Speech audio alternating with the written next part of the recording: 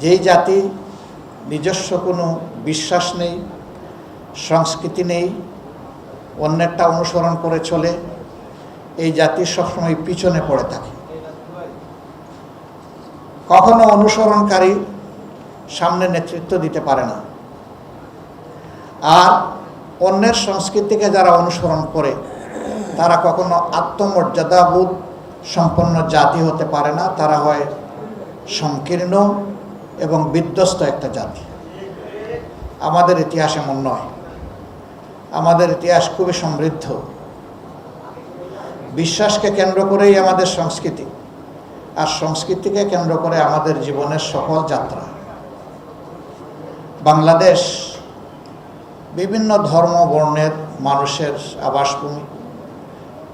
তবে আল্লাহর এটা নিজস্ব পরিকল্পনা যে এখানে শতকরা 90 থেকে 91% মানুষ তৌহিদে বিশ্বাসী। বাকি অন্যান্য ধর্মের যারা আছেন আমরা তাদেরকে তাদের জায়গায় সম্মান করি, এবং এই বিশ্বাসের কারণেই বাংলাদেশ হচ্ছে ধর্মীয় সম্প্রীতির একটি বৈচিত্র্যময় লীলাভূমি। আলহামদুলিল্লাহ, আমরা বিগত আন্দোলনে দেখেছি মন্দিরগুলা, চার্চগুলা, পেগোডাগুলা পাহারা দিয়েছে মাদ্রাসার ছাত্ররা, পাহারা দিয়েছে ইসলামী দলের লোকেরা। এটা তো মাদ্রাসা ছাত্রদের নিজস্ব ধর্মীয় প্রতিষ্ঠান নয়, কিন্তু তারা এটা জানে যে সকল ধর্মের মানুষকে আল্লাহ তাআলাই তাদের ধর্মচর্চার সুযোগ দিয়েছেন, তবে আল্লাহ সঠিক রাস্তা কোনটা সেটাও বলে দিয়েছেন। কারো উপর কোনো ধর্মের কোনো জোর জবরদস্তি চালানোর কোনো এখতিয়ার আল্লাহ কাউকে দেননি। সমাজের কিছু দুষ্ট লোক আছে, তারা নিজেদের এজেন্ডা বাস্তবায়নের জন্য কিছু দুষ্কর্ম সংগঠন করে, তারপরে এর দায় নিরীহ শান্তিপ্রিয় মানুষের ঘাড়ে চাপাই দেয়। এরা সবসময় পর্দার আড়ালে থেকে যায়, দরাছোড়ার বাইরে তাদের অবস্থান। আমরা সম্প্রতিকালে সকল ধর্মের সকল মতের মানুষের সাথে নিবিড়ভাবে মিশেছি। সবাইকে আমরা একটা বার্তা দেওয়ার চেষ্টা করেছি, ধর্মের ভিত্তিতে জাতিকে বিভাজিত করা আমাদের কাজ নয়। ধর্ম যার যার নিজস্ব চয়েস, এর ভিত্তিতে আমরা এখানে মেজরিটি মাইনরিটিতে বিশ্বাসী না। এদেশে যারাই জন্মগ্রহণ করবে তারা এদেশের গর্বিত নাগরিক। তারা তাদের নাগরিক অধিকার সকলের মতো ন্যায্যতার ভিত্তিতে অবশ্যই তারা ভোগ করবে। তাদের নাগরিক অধিকারের সামান্য চিহ্নটুকুও কেড়ে নেওয়ার অধিকার কারণে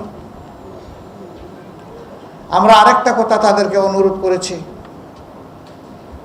দীর্ঘ অর্ধ শতাব্দীর ঊর্ধ্বে হয়ে গেল বাংলাদেশ স্বাধীন হয়েছে। এই দীর্ঘ সময়ে যারা কুমতলব হাসিলের জন্য বিভিন্ন ধর্মের মানুষের উপরে জীবনের, ইজ্জতের, সম্পদের উপরে আক্রমণ চালিয়েছে, আপনারা দয়া করে তাদের নাম খুলাসা করে দিন।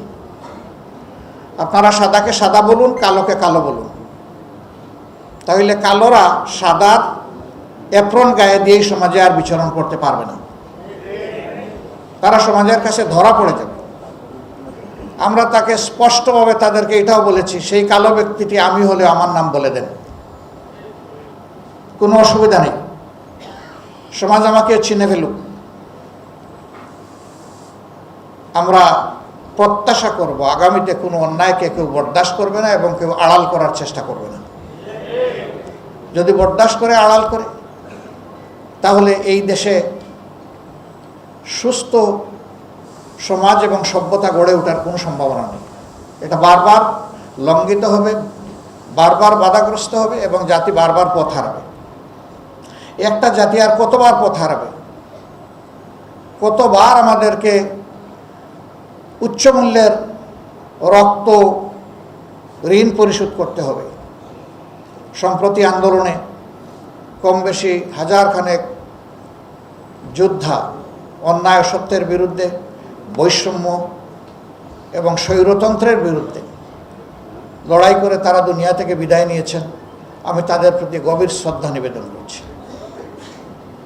আল্লাহ তাআলার দরবারে তাদের ন্যায্য পাওনা আমি কামনা করছি। এবং উত্তম পাওনা কামনা করছি। যারা আহত হয়েছেন তাদের সুস্থতা কামনা করি।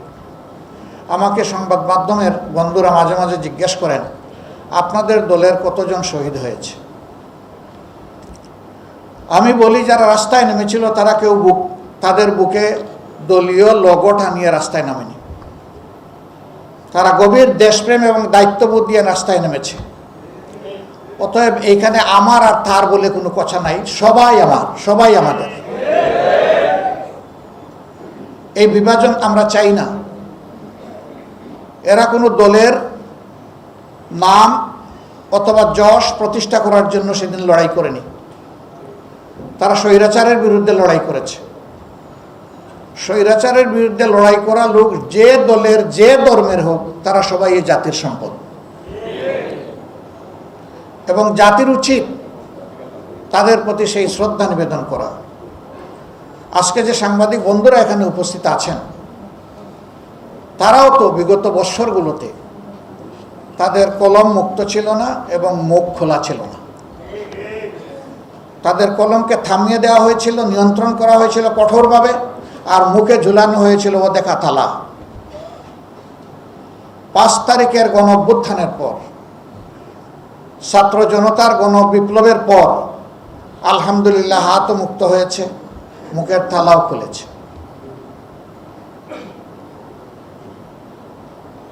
আমরা চাই সমাজের এই গুরুত্বপূর্ণ স্তম্ভ, এটা তাদের বিবেক অনুযায়ী তারা দায়িত্ব পালন করুক, সত্যকে সত্য হিসাবে তুলে ধরুক এবং নিঃসংকোচে তুলে ধরুক, সেটা যার পক্ষে হোক আর যার বিপক্ষে হোক। তাদের কলমও মুক্ত থাকুক, তাদের মুখটাও খোলা থাকুক।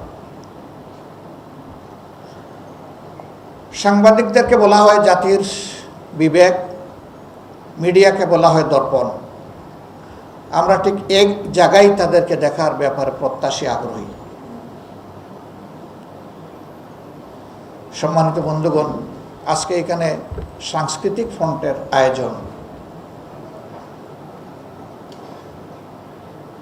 আমাদের সংস্কৃতি ভুলিয়ে দেওয়ার অনেক অপচেষ্টা করা হয়েছে, কিন্তু একটা কথা মনে রাখতে হবে, যে দেশের মানুষের ঘুম ভাঙে আজান শুনে, সেই দেশের মানুষের অন্তর থেকে বিশ্বাস এবং বোধ ছিনিয়ে নেওয়া অত সহজ নয়। এই জায়গাটার মূল অনেক গভীরে। এটি ব্যঙ্গের ছাতা নয়, আস্তে করে তুলে ফেলা যাবে। এটি 1000 বৎসরের বটবৃক্ষ। তার মূল অনেক গভীরে, টান দিলেই উপড়ে ফেলা যাবে না। এই 15.5 বৎসর বহু কসরত করা হয়েছে, বিভিন্ন সংস্কৃতি আমদানি করা হয়েছে, চাপিয়ে দেওয়ার চেষ্টা করা হয়েছে। আপনারা দেখেছেন এক রাতে সমস্ত চাপিয়ে দেওয়া সংস্কৃতি ধ্বংস হয়ে গিয়েছে। মানুষের দেহের উপর জোর চলে, চাবক চলে, মনের উপর জোর এবং চাবক অচল। মন মানুষের সবসময় তাজা থাকে, আর সংস্কৃতির সাথে মানুষের সম্পর্ক হচ্ছে মনের সম্পর্ক। আমি সংস্কৃতি অঙ্গনের এই সমস্ত যোদ্ধা ভাইদের প্রতি সম্মান জানাই এবং আহ্বান জানাই,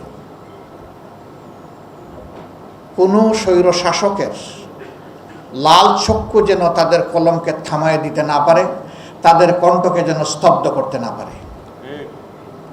চিন্তার জগতে কোনো আপোষ নেই, সত্য কথা বলার জগতে কোনো আপোষ নেই, জাতিকে জাগিয়ে তোলার ব্যাপারে কোনো আপোষ নেই, সত্য প্রকাশে কাউকে পরোয়া করার কোনো প্রশ্ন নেই। এই জায়গা থেকে যদি বলিয়ান হয়ে আমরা সামনের দিকে আগাতে পারি, ইনশাআল্লাহ জাতি পথ হারাবে না। কিন্তু জাতির এই পাহারাদাররা, মনস্তাত্ত্বিক পাহারাদার যারা, তারা যদি তাদের দায়িত্ব সঠিকভাবে পালন না করেন, তাহলে এই জাতি বেশি দূর আগাতে পারবে না। আসুন আমরা মানব জাতির মুক্তির মঞ্জিলের জন্য যেই বিপ্লবের সূচনা করেছেন মহানবী মুহাম্মদুর রাসূলুল্লাহ সাল্লাল্লাহু আলাইহি সাল্লাম, তার দেওয়া এই আমানতকে বুকে ধারণ করে আমরা সামনের দিকে এগিয়ে যাই। ইসলাম শুধু মুসলমানের জন্য নয়, আল্লাহ তাআলার অ্যাপ্রোচ হচ্ছে শাহরু রমাদানাল্লাযী উনজিলা ফীহিল কুরআন হুদাল লিন্নাস। পবিত্র রমজান মাসের কথা আল্লাহ উল্লেখ করে বলছেন, কোরআন এই মাসে নাজিল করেছি গোটা মানবতাকে পথ দেখানোর জন্য। এই মানবতার মধ্যে সবাই আছে। এই জন্য এই ভারতবর্ষ মুসলমানরা শ বৎসর তারা শাসন করেছে, কিন্তু সেখানে কোনো অশান্তি ছিল না।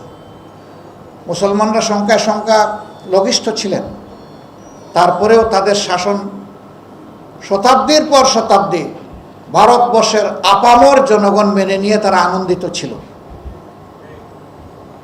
কিছু গাদ্দার, কিছু বিশ্বাসঘাতক ভারতবর্ষের এই শান্তিকে তছনছ করে দিয়েছে, যার কুফল 190 বছর এই জাতিকে ভোগ করতে হয়েছে। তারপরেও স্বাধীনতা পেয়েও আমরা স্বাধীনতা পেলাম না। এরপরে আবার আমরা স্বাধীন হলাম, তার স্বাদ ভোগ করতে পারলাম না। বঞ্চিত এই জাতিকে এখন জাগতেই হবে। অধিকার কেউ গড়ে এনে দিবে না, লড়াই করে আদায় করতে হবে। এবং আমরা চাই প্রত্যেকটি নাগরিক তার ন্যায্য অধিকার পাক। এখানে কোনো রাজনৈতিক জমিদারি আমরা বরদাস্ত করব না। রাজনীতিবিদরা হবেন জাতির স্রেফ সেবক, এর বাইরে তাদের কোনো পরিচয় নেই। রাজনীতিবিদরা কখনো দেশের মালিকানা দাবি করতে পারবেন না। যারা এই মালিকানা দাবি করেছেন, যুগে যুগে তারা চরমভাবে অপদস্থ হয়েছেন। যারা এই দেশের মানুষকে নিজেদের প্রজা মনে করেছেন, আল্লাহ তাদের সম্মান উঠিয়ে নিয়েছেন। আর যারা মানবতাকে সম্মান করেছে, শ্রদ্ধা করেছে, আল্লাহ তাআলা তাদের সম্মান বৃদ্ধি করে দিয়েছেন, তাদের শক্তিকে সংহত করেছেন। আল্লাহর সাহায্য তাদের পিছনে এসেছে।